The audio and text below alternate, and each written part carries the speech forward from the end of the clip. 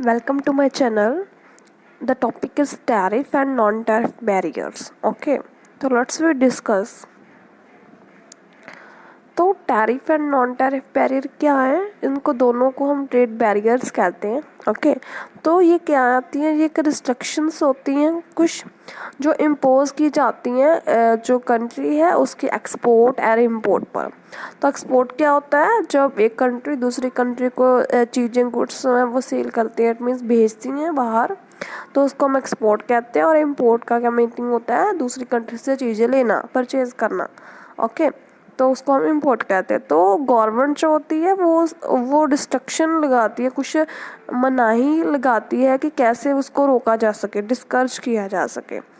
Okay, तो export import को रोकने के लिए जो बैरियर्स लाए जाते हैं उसको हम कहते हैं ट्रेड बैरियर्स. इसके हमारे बीच में आते हैं tariff barrier and non tariff barrier.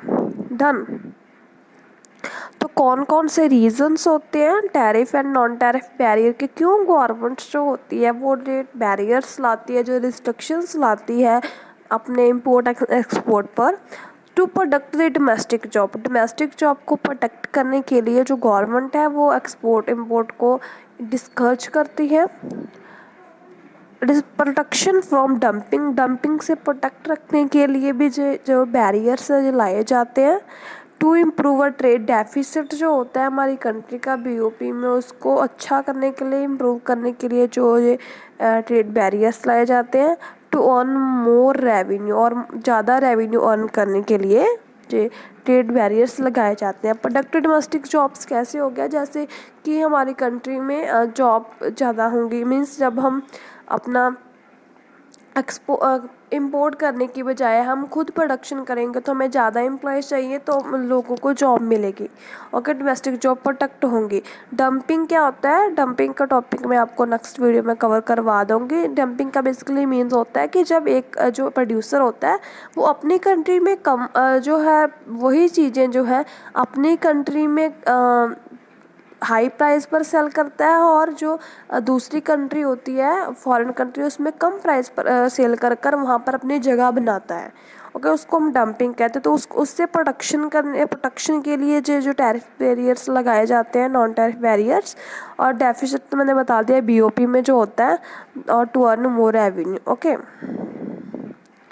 उसके बाद कौन कौन से हमारे पास टैरिफ बैरियर है? फर्स्ट, तो टैरिफ बैरियर मीन्स वो बैरियर जो क्वांटिटेटिव रिस्ट्रिक्शन होंगे, जिसमें कौन सी क्वांटिटेटिव, इट मीन्स कि क्वांटिटी के साथ रिलेटेड रिस्ट्रिक्शन होंगी इम्पोर्ट एंड एक्सपोर्ट में. क्लियर?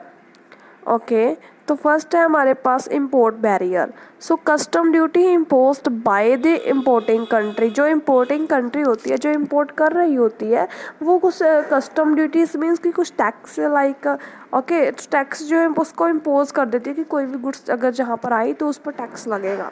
तो ये इम्पोर्ट को डिस्करेज करने के लिए जो गवर्नमेंट करती है, सो दैट कि लोग इम्पोर्ट कम करें, हमारी कंट्री इम्पोर्ट कम करें. ओके, उसके बाद नेक्स्ट है हमारे एक्सपोर्ट टैरिफ. एक्सपोर्ट टैरिफ कौन सा होगा? Duty imposed on goods by the exporting country. जो एक्सपोर्टिंग कंट्री होती है, जो चीज़ें भेज रही होती है, उसकी गवर्नमेंट क्या करती है कि कम हमारे देश से बाहर जाए, वो जो है वहाँ पर जो टैक्स लगा देती है जो हम एक्सपोर्ट करेंगे गुड्स को, तो उसको हम कहते हैं export tariff. Government impose when country not meeting it's demanding. जो कंपनी होती है, ओके, वो अपनी डोमेस्टिक जो होती है रिक्वायरमेंट को फुलफ़िल नहीं करती.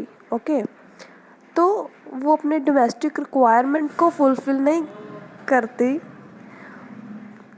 वो उसके बदले फॉरेन में चीज़ें जो है वो सेंड करती है, मींस एक्सपोर्ट करती है. तो गवर्नमेंट उसको डिस्करेज करती है, इसलिए वो है एक्सपोर्ट टैरिफ जो होती है वो लगाती है. उसके बाद हमारे पास थर्ड है transit duty.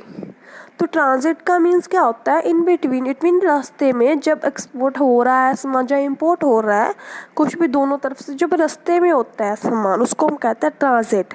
Is lived on the commodity that और originate in one country, cross another, or consigned to another. It is lived by the country through which is the goods pass. Simply मान लीजिए यहाँ पर हमारे पास एक country है, मान लीजिए यहाँ पर हमारे पास इंडिया है. ओके, तो कनाडा गुड्स जानी है, वो जब इंडिया से कनाडा जाएंगे तो रास्ते में यूएसए से होकर जाएंगे, इट मीन्स वो रास्ते में पड़ता है। ओके, तो ये जो टैक्स है कौन इम्पोज करता है? बीच वाली जो कंट्री होती है जहाँ से जाकर जो गुड्स आगे होंगी, क्रॉस होंगी, तो वो वाली कंट्री टैक्स इम्पोज करती है। ओके, तो ये भी डिस्कस करती है जो एक्सपोर्ट इम्पोर्ट होता है दोनों कंट्रियों में। उसके बाद फोर्थ हमारा है इसी में ही स्पेसिफिक ड्यूटी। तो स्पेसिफिक ड्यूटी जो है वो स्पेसिफिक एट्रीब्यूट के बेस पर लगाई जाती है। Impose on the one physical characteristic, जो प्रोडक्ट जो भी सेंड किया उसके करेक्टरिस्टिक्स में जो उसकी फीचर्स होंगी, एक स्पेसिफिक एट्रीब्यूट के बेस पर उस पर टैक्स लिया जाता है, उसको हम कहते हैं स्पेसिफिक ड्यूटी। उसके बाद हमारे पास फिफ्थ है जो ad valorem duty. Ad valorem duty में क्या है? वैल्यू के बेस पर कि गुड्स इतनी वैल्यू है, उसकी वैल्यू के अकॉर्डिंग उस पर टैक्स लगाया जाएगा। Okay, the duty is implied on the value of a commodity. तो कमोडिटी की वैल्यू के अकॉर्डिंग उस पर जो है वो टैक्स लगाया जाता है। सिक्स्थ हमारा पॉइंट है compound duty. Compound duty means combination of both. It is the combination of specific duty, एक स्पेसिफिक ड्यूटी होगी, और एड वॉल्यूम, दोनों के कॉम्बिनेशन को मिलाकर एक सिंगल प्रोडक्ट पर जब टैक्स लगता है उसको हम कहते हैं कंपाउंड ड्यूटी। तो ये थे ऑल जो हमारे टैरिफ बैरियर जो क्वांटिटी के बेस पर लगाए जाते थे अपने इंपोर्ट एंड एक्सपोर्ट को डिस्करेज करने के लिए। उसके बाद हमारे पास कुछ टाइप्स हैं non tariff barrier. Non tariff फिर कौन से हो गए? जिसमें क्वालिटेटिव एंड क्वांटिटेटिव दोनों का मिक्सचर होता है, बोथ बैरियर्स को हम कहते हैं। ओके, तो इसमें फर्स्ट है quotas. Quotas means the quantitative restriction that are imposed on export and import of a specific product for a specific period. Simply quota का मीन्स कि हमें कोटा फिक्स कर दिया कि इतनी लिमिट से ज़्यादा जो है एक्सपोर्ट इम्पोर्ट हम नहीं कर सकते।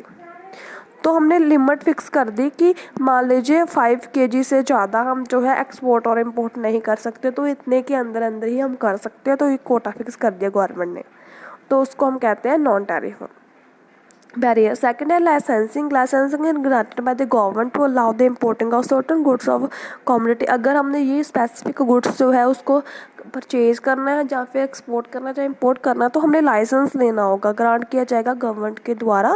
तो ये भी एक रिस्ट्रिक्शंस होती हैं। ओके, जो उसको हम नॉन टैरिफ बैरियर कहते हैं।